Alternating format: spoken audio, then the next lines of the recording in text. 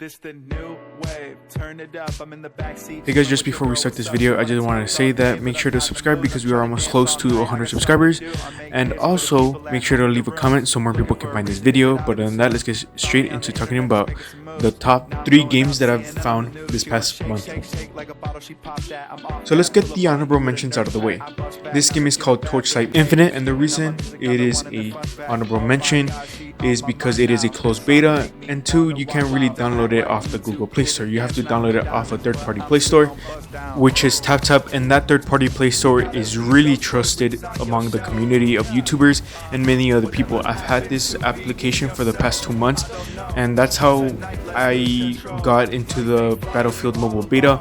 There is other mobile games that are in the beta that are in TapTap. People or developers just prefer to use this just because they don't take the percentage of money that other companies take away, like Google or Apple.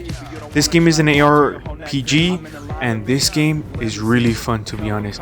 I don't really like this genre of games, but when I heard about it, I decided to give it a try. I've already put like 6 hours into this game already. This game is really fun. There's many abilities, many different customizations into your character. So when you first download the game, you choose from 4 different characters that all have different weapons and different abilities. I decided to pick the last one, and I forgot what it was, but I'm already pretty high level. And if you're wondering if this game is pay to win or it has gacha mechanics, no, it does not. This game is very free to play friendly. I've already gotten multiple legendary gear inside the game with only putting a few hours into this game already. And from what I know, I don't think you can spend any money in this game whatsoever from what I can tell from the shop. You definitely want to try this game out. The bosses are very difficult once you get into the further stages of the game. There is a storyline, but personally I don't really find it that interesting. There's many other issues that this game has, but they're not really game changing. And if you like Diablo Immortal, you are definitely going to like this game. It is very similar. So whenever Diablo Immortal comes out, you can definitely go ahead and switch to Diablo Immortal. They are very similar. Also, like I said, you can upgrade different gears, different abilities, your character, and you can make it to where it does specific things that you may want. And your character will have weaknesses and strengths. But other than that, let's go into the second game, which is Altos Odyssey. And this game is probably a game that you've heard of before.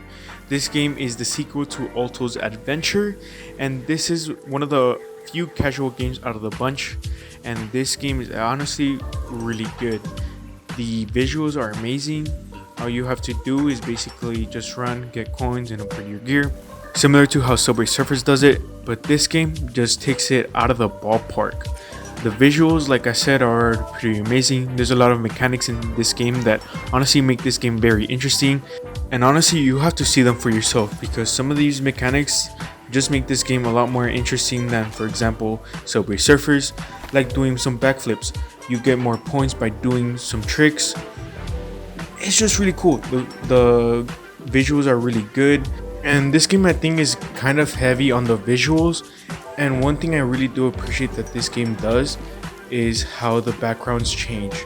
So for example, one time that you play might be like sunrise, sunset, dark, it might be raining, it might be snowing, whatever. But if it's part of your atmosphere, then it's probably in the game. And it's offline. It's also very light on your phone storage.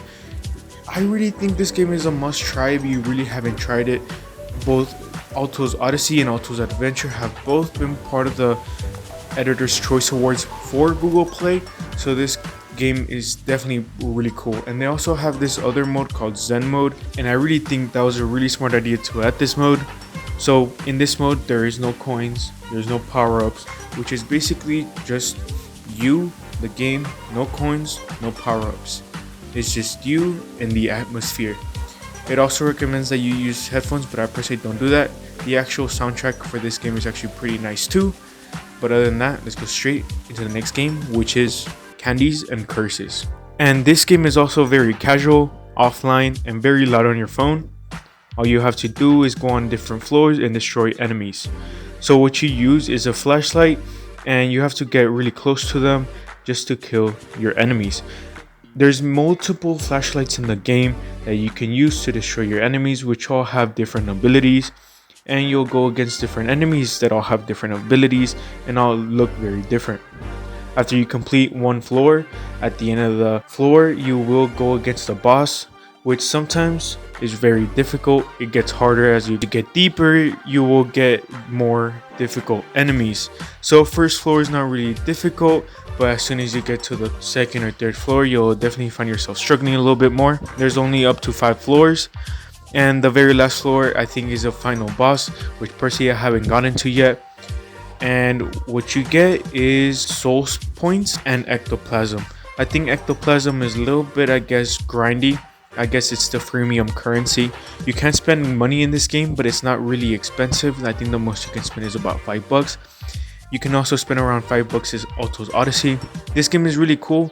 I personally enjoy it. It's very simple, gets straight to the point. You won't be struggling like you would in, for example, like Torchlight Infinite.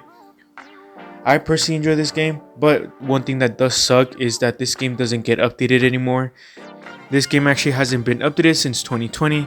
It does get some bug fixes and improvements, but it doesn't get any actual content. But personally, I think this is definitely a must try when you're bored at school or whatever and you have no internet. Make sure to try this game out. Anyways, let's get to our number 1 spot, which is Project RIP. If you're looking for a very similar experience to COD Zombies, this game is it. But there is a downside. No, it is not pay to win, but this game hasn't been updated in over 2 years. And the game itself is very saturated in terms of colors, which personally I don't like. But this game is, I guess, trying to be very original because they use their own models. And this game has many maps with many different difficulties. I think it has 5 different difficulties from easy all the way to RIP, which I guess is their form of the hardest difficulty inside the game. There's also some horde modes, but personally I find them very boring and you really don't get anything out of them. There's many different enemies. I think there's only about 4 maps in the main mode where you just have to kill every single zombie, and there's I think 4 rounds in each map.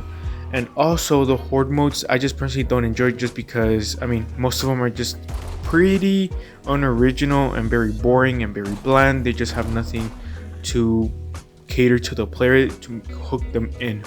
There's also many different abilities around the map, many different guns that you can unlock, like secondaries, primaries, and melees. This game is a little weird sometimes with the sensitivity, and it might be a little buggy every once in a while, and it sucks because the game hasn't been updated in over 2 years, so those bugs aren't gonna go away. This game is really good. Like, this is probably a hidden gem.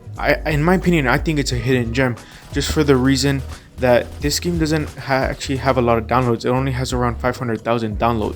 Like I said, if you're looking for a similar experience to COD Zombies, this game is it. A lot of the zombie games on mobile are very limited to what a player can do, and this game kind of just doesn't do that whatsoever. You don't even have to spend any money whatsoever either. I guess the currency that you get in game, you can easily just get that by just playing the game. Just play your maps. It's really fun. I personally think it's one of the better games that have come out in the past few years. But anyways, this is gonna be the end of the video. I just want to let you guys know that this game and Torchlight Infinite are probably some of the heavier games on this list. Torchlight Infinite being the heaviest by being 4 gigs. Project RIP only takes about 1 gigabyte. Candies and Curses and Altos Odyssey take around 150 megabytes. I really hope you guys try these games out. They are really fun. I put a lot of time into playing these games and seeing if these games are right for you. But anyways, I really hope you guys enjoyed, and I'll catch you guys in the next one. Peace out. It's that good feeling, show me y'all with it. Iced out teeth, she loves when I'm grinning. You know I'ma tell you what to do.